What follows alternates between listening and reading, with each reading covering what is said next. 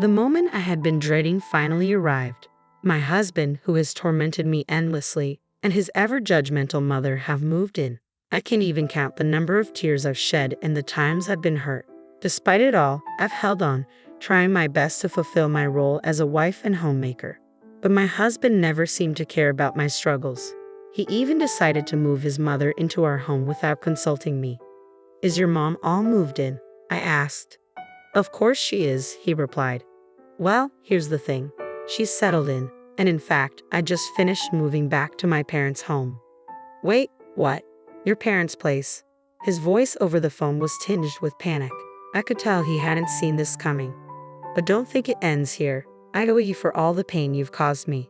My name is Eleanor, a 44-year-old homemaker. I met Raymond at a party when I was 20, and we instantly clicked. Just 3 months later, he confessed his feelings, and we started dating. A year later, as I turned 21, he asked, 'Will you marry me?'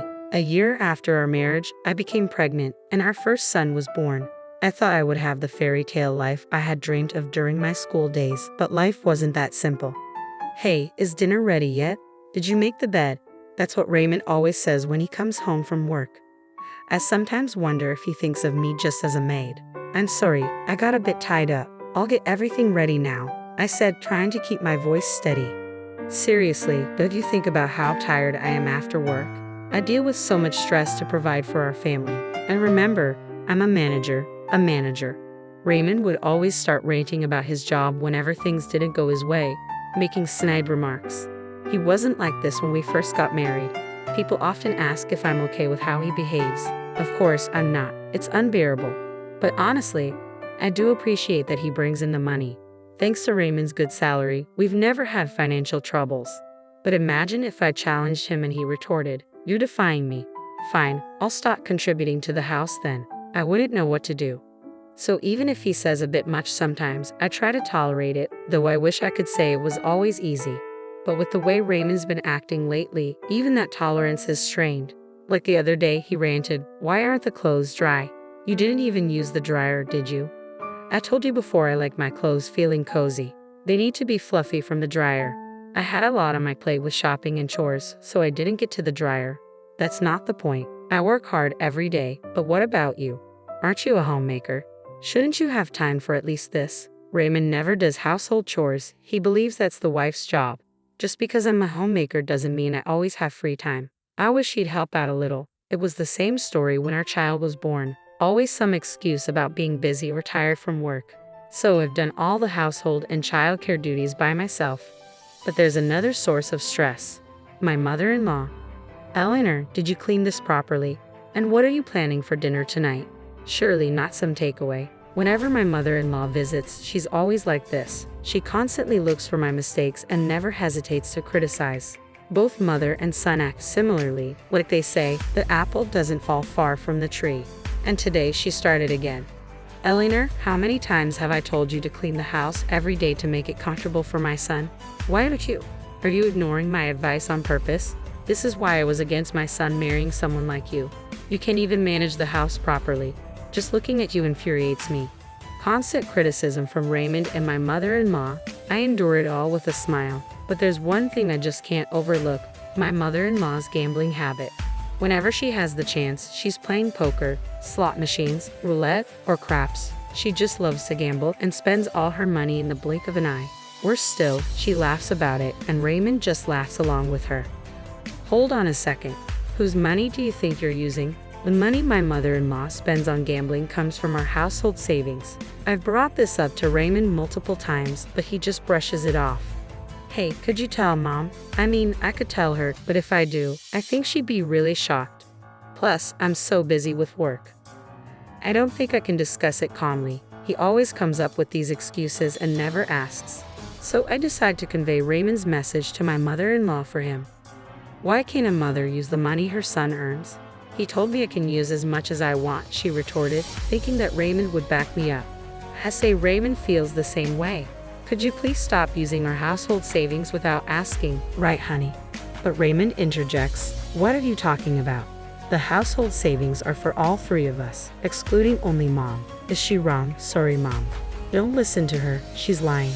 You can use the money as you always have. This is how Raymond always changes his story depending on who he's talking to. Moreover, he started blaming me for my mother-in-law's gambling habits, saying they worsened after we got married 3 months ago. That's just not true.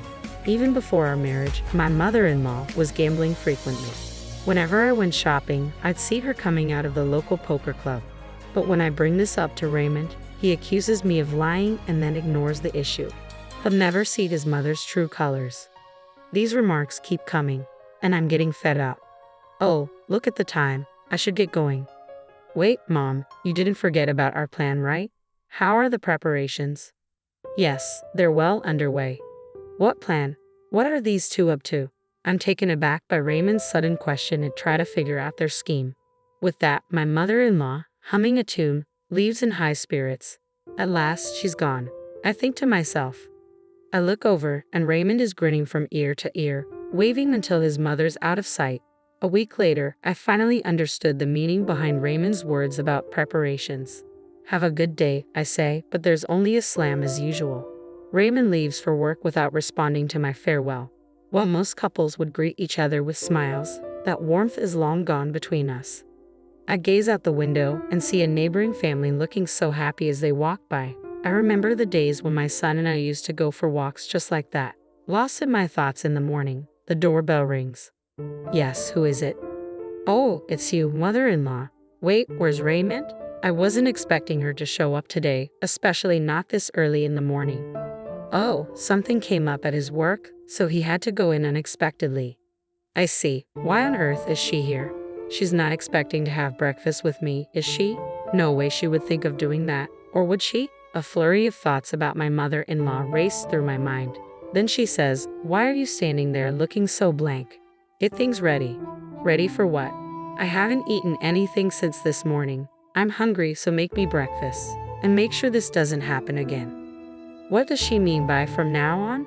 The words "get ready" that Raymond mentioned earlier and mother-in-law's "from now on" phrase make me uneasy for some reason. I had a terrible feeling about this, feeling anxious about their comments. Mother-in-law pressures me to make breakfast. I apologize and start preparing the meal. Meanwhile, mother-in-law observes me, not even blinking. It feels more like monitoring than observing. Maybe it's hard to do under her piercing gaze. Silently and earnestly, I prepare the breakfast. Suddenly, mother-in-law says, "It's pitiful to think my son eats this poorly presented food every day. It looks terrible and probably tastes just as bad. I'd love to know how you manage to cook so poorly." She ridicules me, mockingly laughing and complaining. Why do I have to hear this first thing in the morning? What was supposed to be a pleasant morning feels as if it had turned into a downpour. Sorry for the wait. It took you long enough. How much time do you need for a meal like this? Maybe you should attend a cooking class, then you might be able to cook something decent. Even then, it'd be like getting a D instead of an F. Having a meal alone with my mother-in-law for the first time, seeing her stern face while eating, I lost my appetite, and the meal I put so much effort into tasted bland. Suddenly, my mother-in-law sat down her fork, stating, "I don't even feel like eating this. Clear it away." I'm sorry, I just can't take this anymore. I wish she'd leave sooner. But little did I know, my wish would be shattered in no time. Ring, ring. Excuse me for a moment.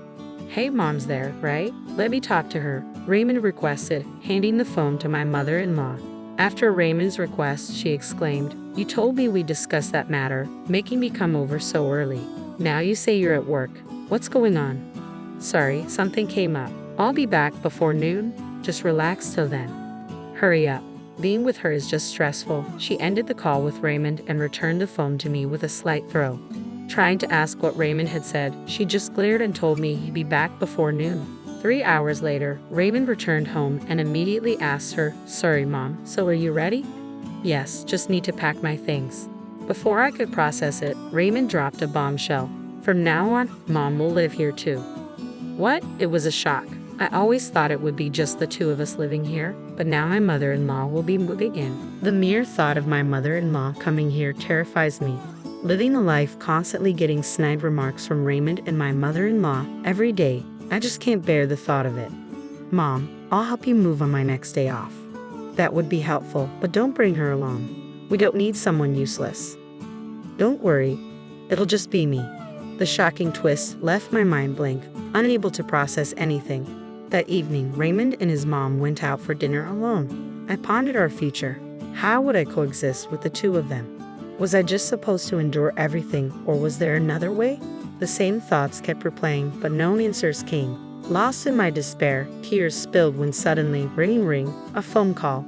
Wiping away my tears, I answered, and the voice on the other end was, oh, a call from the most unexpected person. The familiar voice echoed in my ear when I picked up the phone. Mom, it's been a while. Eric, it has indeed. Have you been well? Yeah, I'm good. Granddad and Granny are also doing well. We're all getting along. It was my son, Eric, on the other end. After graduating from college, Eric took a job at a company near our family home. Because his work was close, he had chosen to live with his grandparents away from us. When will you come to visit? It's been years since you last did. The two of them really want to see you. I'm sorry, I've been so busy and just couldn't make it to the family home. Busy with what? Isn't it because of Dad and Grandmother?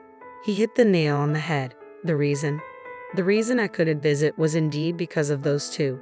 Raymond didn't like the idea of me visiting my parents. As a homemaker, Raymond only sees me as a mere housekeeper.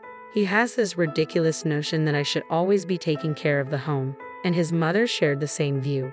She too only saw me as a convenient housekeeper, always expecting me to tend to the house. So I felt trapped, unable to leave and just living within the confines of our home. It felt like I was a bird caged up. Eric knew this. He once visited this house and remembered the words Raymond and mother-in-law had hurled at me. Aren't you a homemaker? Then you need to do your household duties properly. A housekeeper who can't even do chores is useless anywhere.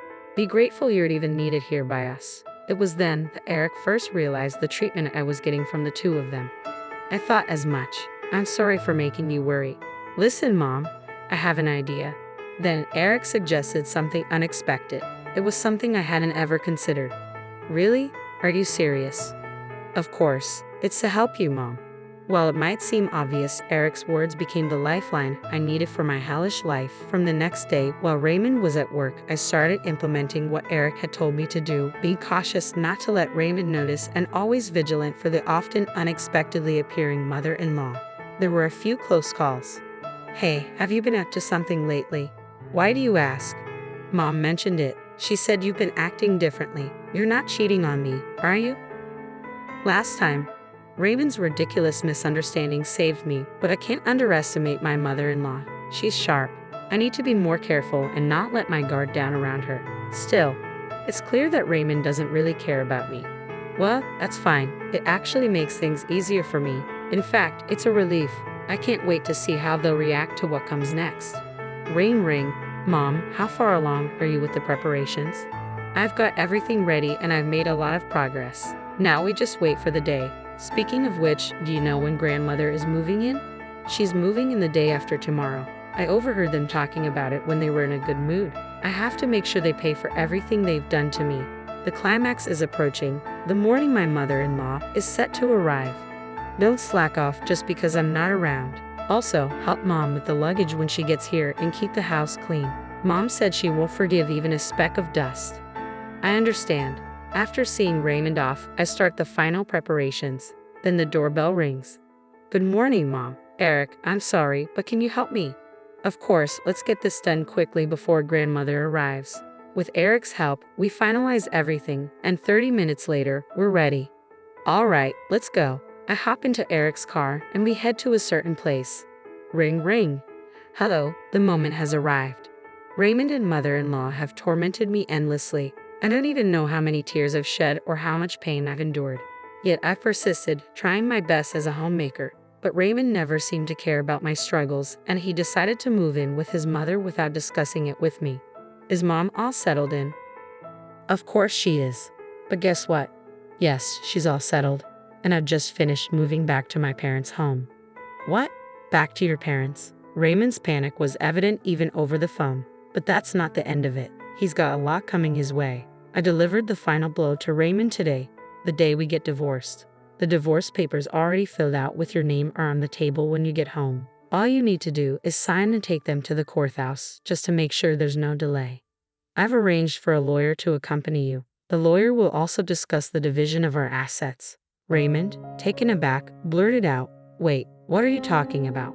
Divorce? Are you kidding me? No matter what you say, it won't change my mind. Oh, by the way, we don't have a single cent in our savings." "What? That can't be true. I've been contributing every month." "Yes, but your dear mother gambled all that money away. We have nothing left. What I suggest is that you and your mother figure things out. Good luck." Right after ending the call with Raymond, his mother showed up at the house, arms laden with bags, enthusiastically ringing the doorbell. I didn't answer.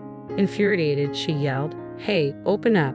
How long are you going to keep me waiting out here? Open the damn door, you wretched woman."